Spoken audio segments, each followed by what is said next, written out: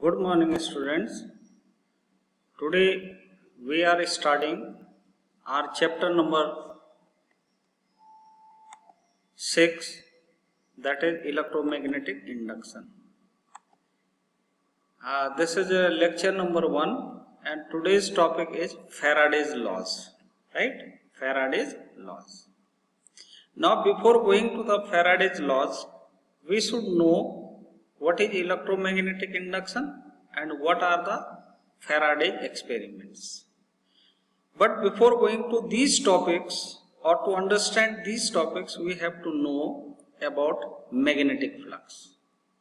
As you know that electric flux is the number of electric lines passing through a surface perpendicularly, that is electric flux of that surface.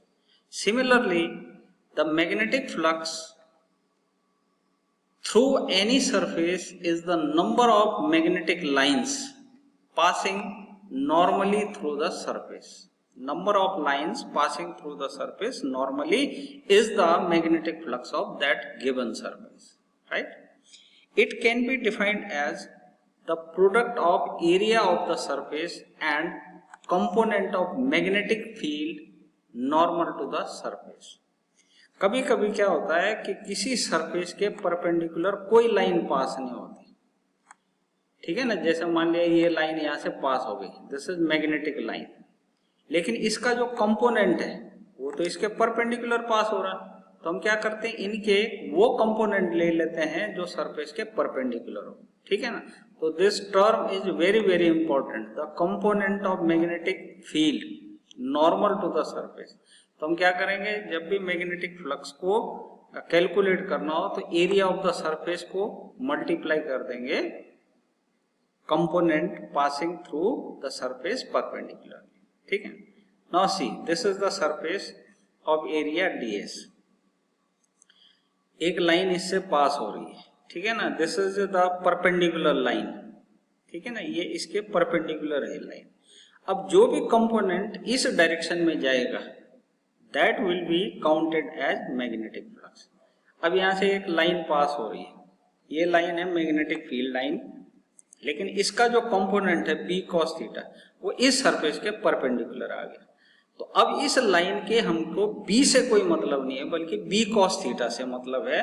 तो हमारा जो flux होगा इस छोटे से area का जो फ्लक्स होगा हो जाएगा b dot ds। b dot ds इसलिए क्योंकि b डॉट ds का मतलब होता है b cos theta into ds। b cos theta is the component which is passing perpendicularly through the surface, ठीक है ना। It may be written as b ds cos theta and in terms of vector it may be written as b dot a means area, right. तो this is the formula for magnetic flux, right. देखिए, जब तक एक छोटा सा area लिया था ds, तो तब तक तो था d फाई, लेकिन जब हम पूरी सरफेस ले लेंगे तो हमें इसे फाई से रिप्रेजेंट करना पड़ेगा, यानी हम इंटीग्रेट कर चुके। Now positive flux, positive flux तब आएगा जब cos थीटा की वैल्यू पॉजिटिव होगी, और cos थीटा की वैल्यू तब पॉजिटिव होती है जब थीटा की वैल्यू 0 और 90 के बीच में, ठीक है। दूसरा है जीरो फ्लक्स। जीरो फ्लक्स तब होता है जब थीटा 90 डिग्री हो, यानी किसी सरफेस के परपेंडिकुलर मैग्नेटिक लाइन पास हो रही हो तो उसका कोई भी कंपोनेंट वो परपेंडिकुलर पास नहीं हो पाता। नेगेटिव फ्लक्स, जब ये एंगल जो है 90 और 270 के बीच में आ जाता है तो cos थीटा की वैल्यू नेगेटिव हो जाती है, तो उसे कहते हैं नेगेटिव फ्लक्स, ठीक है। ये तो बात हुई हमारी मैग्नेटिक फ्लक्स की, ठीक है। अब मैग्नेटिक फ्लक्स किन किन फैक्टर पर डिपेंड करता है, देखिए, एक तो b पे, दूसरा एरिया पे, तीसरा ओरिएंटेशन पे यानी थीटा पे। इन तीन फैक्टर पे डिपेंड कर रहा है। और चौथी बात है any of the combination of the above, ठीक है। तो magnetic flux is a scalar quantity, no doubt it is scalar quantity since it is the dot product. Second thing, the unit of magnetic flux is weber. Unit क्या होगी इसकी, weber. तो आप weber ही use करेंगे क्योंकि वो weber is the popular unit, ठीक है। जबकि टेस्ला मीटर स्क्वायर इसलिए आया है क्योंकि tesla is the unit of B, and metre square is the unit of area. तो ये हो गया टेस्ला मीटर स्क्वायर, ठीक है।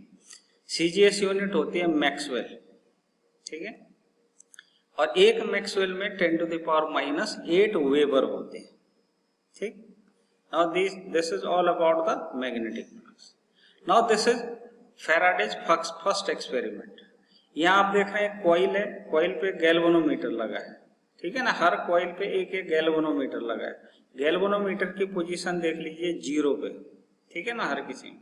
एक मैग्नेट जो है इसके कोर के सामने है, यहाँ भी एक मैग्नेट रखा गया है।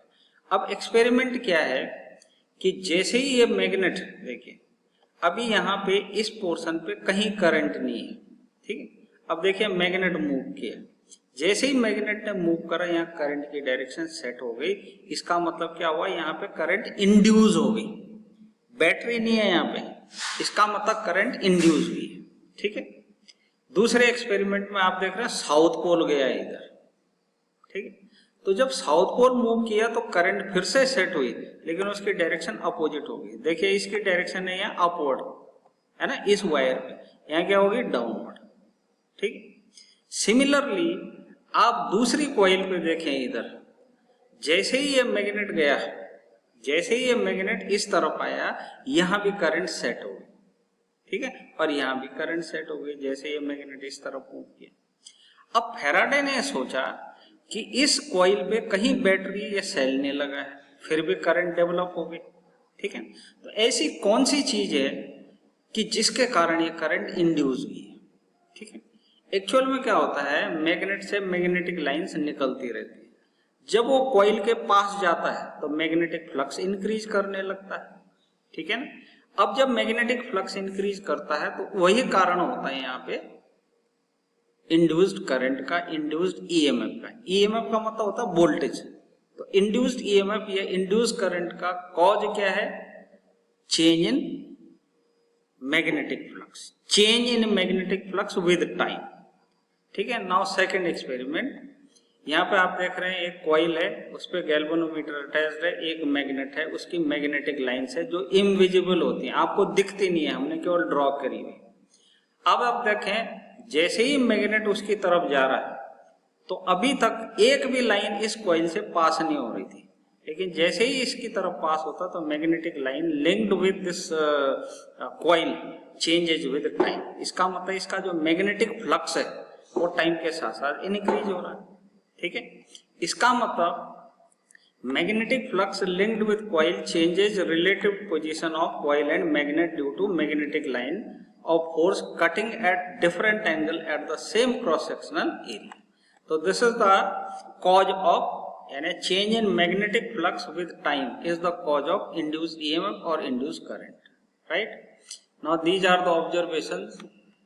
जब तक रिलेटिव मोशन नहीं होगा कॉइल और मैग्नेट के बीच में, तब तक मैग्नेटिक फ्लक्स चेंज नहीं होगा। जब तक मैग्नेटिक फ्लक्स चेंज नहीं होगा करंट भी इंड्यूस नहीं हो पाएगी। Induced polarity of magnetism in the coil. Third thing, the direction of current through the galvanometer and hence deflection in the galvanometer. ये observations है। The induced EMF is available only as long as there is a relative motion between coil and magnet. ये केवल तभी induced EMF आएगा जब तक coil और magnet के बीच में relative motion हो रहा है। जैसे ही relative motion खत्म होगा, ये जो induced EMF है या induced current है वो भी खत्म हो जाएगी, ठीक है।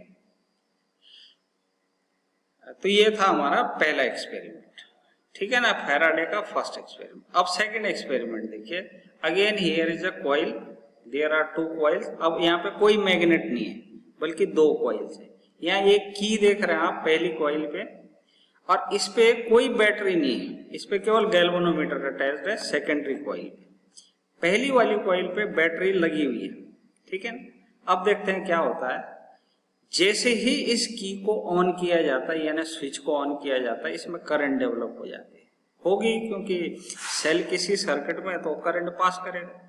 लेकिन आप देख रहे हैं कि जो सेकेंडरी वो है क्या कहते हैं कॉइल है, यहाँ पे भी करंट इंड्यूस हो गया। आप देख रहे हैं जैसे ही ऑन करा यहाँ पे भी करंट इंड्यूस हुई थी, देख रहे हैं आप। फिर से देखिए एनिमेशन, ये देखिए करंट डेवलप हुई, फिर खत्म हो।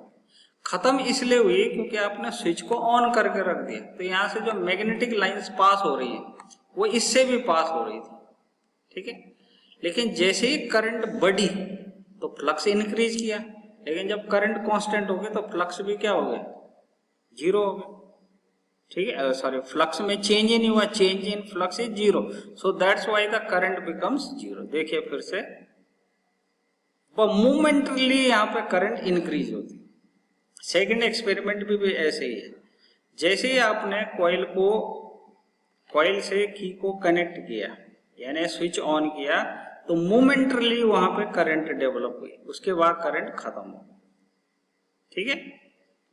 Now when the primary circuit is closed, current grows from 0 to maximum value, ठीक है ना। जैसे ही आप स्विच ऑन करोगे करंट 0 से मैक्सिमम वैल्यू हो जाती है, यानी करंट इंक्रीज करता है।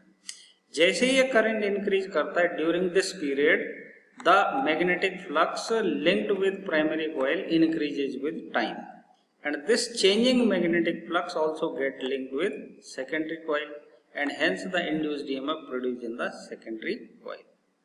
The induced EMF and hence the deflection in the galvanometer last only long as current in the primary coil and hence the magnetic flux in secondary coil change. जब जब flux में change आएगा तब तक induce current develop होगी, ठीक है ना। When the primary circuit is open, current decreases from maximum value to 0. During this period, changing current induces charging magnetic flux across the primary coil. This changing magnetic flux is linked across the secondary coil and hence the induced current in the secondary coil. ठीक है। अब Faraday law की बात करते हैं।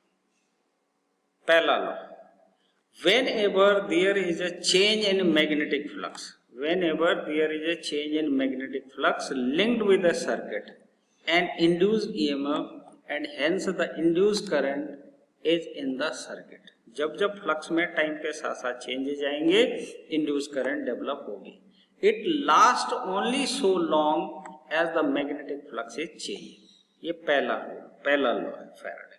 जब जब किसी कॉइल से लिंक फ्लक्स में चेंजेस आएंगे तब तक उसमें इंड्यूस करंट या इंड्यूस ईएमएफ डेवलप होगा, ठीक है। सेकेंड लॉ ये कहता है कि the magnitude of induced EMF is directly proportional to time rate of change of magnetic flux linked with the circuit. जितनी जल्दी फ्लक्स में चेंजेज आएंगे उतनी बड़ी करंट डेवलप होगी, ठीक है। इसका मतलब E is directly proportional to d phi by dt, यानी induced EMF is directly proportional to d phi by dt, ठीक है।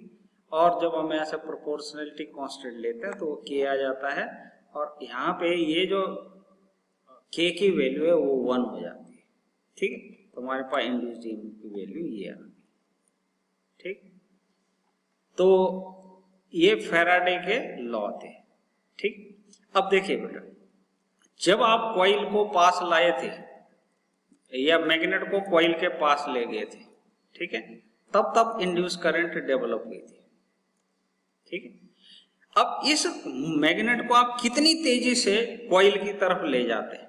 अगर ये बहुत तेजी से कॉइल की तरफ जाता तो बड़ी करंट डेवलप होगी, अगर ये स्लोली जाता है तो इसका मतलब वहां पे इंड्यूस करंट कम से कम होगा। क्यों?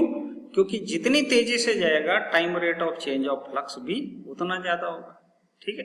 अब जितना ज्यादा time rate of change of flux होगा उतना इंड्यूस्ड ईएमएफ होगा। अब इंड्यूस्ड ईएमएफ ज्यादा होगी यानी वोल्टेज ज्यादा होगी तो इंड्यूस करंट भी ज्यादा होगी।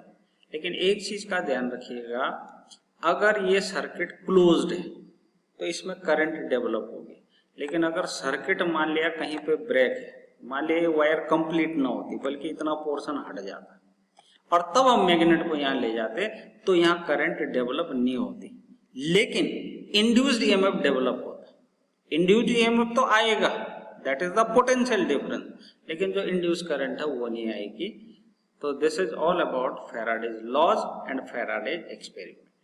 तो ये आज के लेक्चर में इतना ही। Thank you very much.